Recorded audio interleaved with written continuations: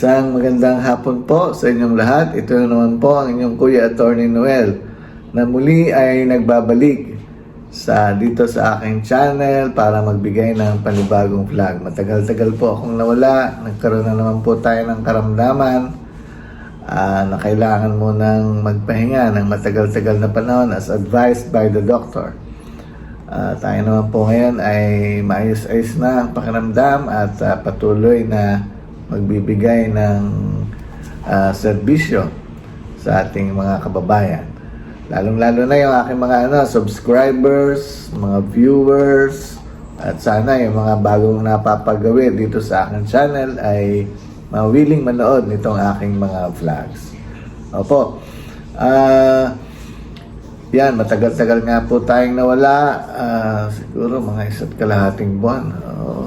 Hindi tayo nakapag-vlog. Ano po? Ngayon ay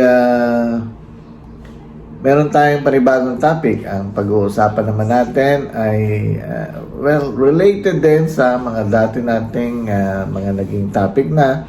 Ito ay tungkol sa yung manahan ng lupa pero sabay benta na nito. Marami rin kasing nagtatanong sa akin na attorney, pwede ba yung mamanahin na namin yung lupa, wala kaming gusto na naming ibenta. Ano ba ang dapat naming gawin? Kailangan ba munang manahin tapos ilipat sa amin ang titulo ng lupa? Kasi registered sa mga magulang namin ang titulo.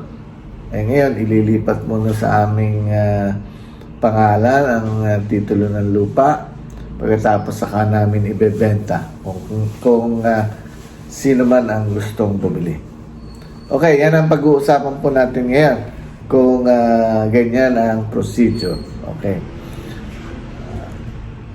Ang usually o ang talagang ginagawang dokumento dyan kapag magmamana ng properties, lupa't bahay, ang mga anak, mga tagapagmana, usually gano'n naman mga anak, nawala na ang kanilang parents, ngayon ay, yan na, mamanahin na ng mga anak.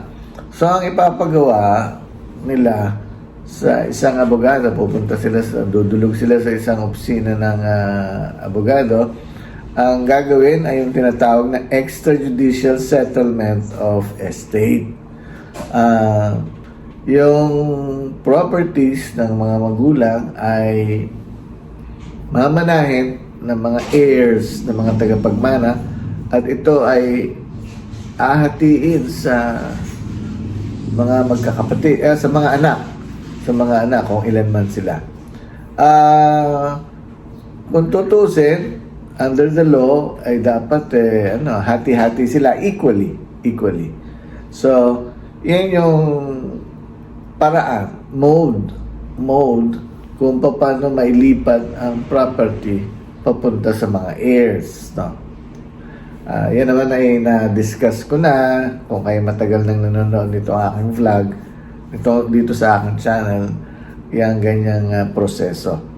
Okay, ngayon kasi halimbawa kailangan ng heirs ang pera dahil siyempre instead of gusto nilang ibenta ang lupa't bahay upang mapaghatian na lang, kasi kung halimbawa marami sila, 4, 5, ganyan, hindi naman makakatira lahat doon sa isang bahay at lupa na namana nila sa kanilang mga magulang. Kaya ang preferred action nila is to sell the property. Okay, ngayon, kung ang intensyon ng mga heirs ay to sell the property right away, pwedeng gumawa ng dokumento ng tinatawag na extrajudicial settlement of estate with sale. With sale na yun. Siyempre, dapat naman merong interested buyer. Kasi buyers. Ngayon, kasi ang gagawin sa dokumento, ay ilalagay ang pangalan ng buyers. Una muna, extrajudicial settlement of estate. Merong nakalagay na stipulation na mamanahin ng lahat ng heirs, and then description ng land. Pagkatapos ay sa last part, yun ang sale. Kaya babanggitin doon ang names ng buyers, yung bibili ng lupa. So, pwede nang diretso yung extrajudicial settlement of estate with sale. Hindi na kailangang ilipat muna sa pangalan ng mga heirs yung title bago sila magbenta. Okay? Bago sila magbenta. Extrajudicial document or let us say mode of conveyance, yung extrajudicial settlement of estate with sale. With sale. Okay, diretso na yan. Kaya, ano bang magiging effect noon sa buyer? Minana, pagkatapos ay binenta agad sa kanila. Okay. Ang mangyayari lang dyan, kapag transfer na ng title in the names of the buyers, process ng BIR taxes, binayaran ng estate tax muna. Estate tax, yung pagmana ng mga heirs, no? Yung transaction na yan, estate tax ang binabayaran. And then, sa sale, yun naman tinatawag na capital gains tax na 6% and the documentary stamp tax na 1.5%. Okay, pag nabayaran yun, hintayin lang ng ilang linggo, isang buwan at kalahati, lalabas na yung tinatawag na e-car, electronic certificate authorizing registration. Pag lumabas yan, babayaran na yung transfer tax assessor and then dadali na sa RD, sa Register of Deeds for registration and titling na yon. Magkakatitulo na in the names of the buyers. After which, yung title na yan, magkakaroon ng yung tatak na Section 4 sa likod.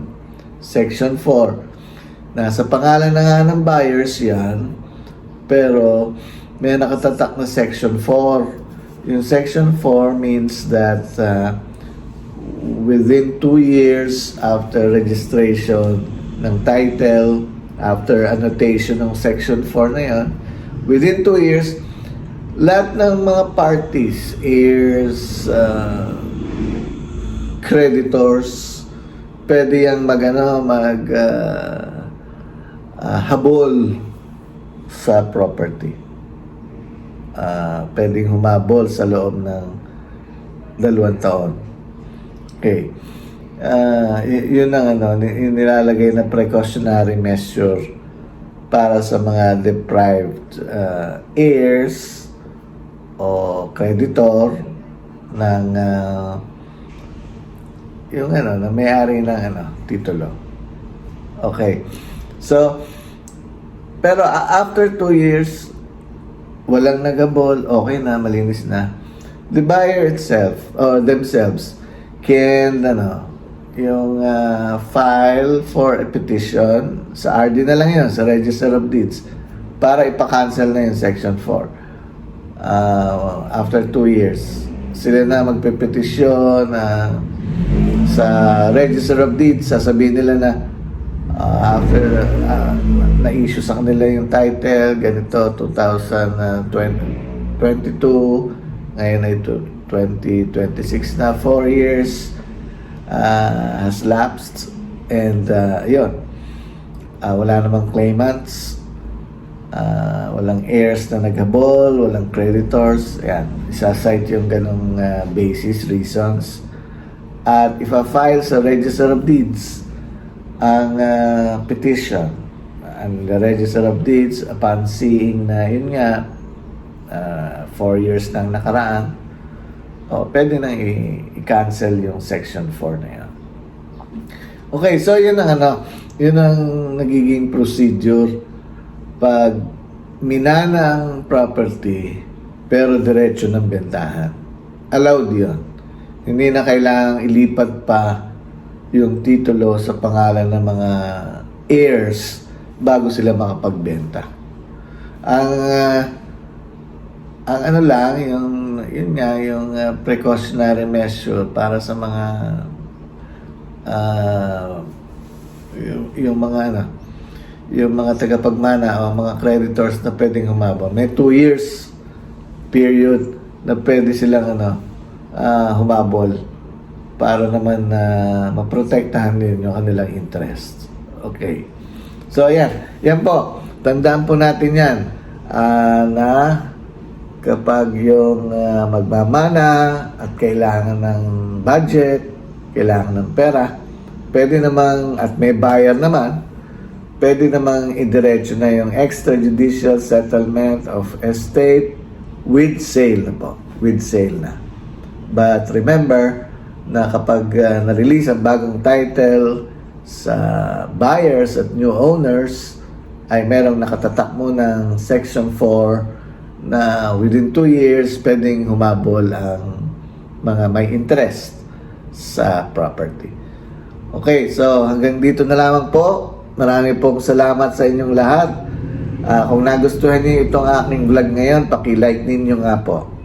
At yung mga bagong napapagawi lang sa channel na ito, paki-subscribe. Mawili sana kayong manood nito aking mga vlogs dito sa aking channel. Magkita-kita tayong muli sa susunod kong vlog. Salamat po!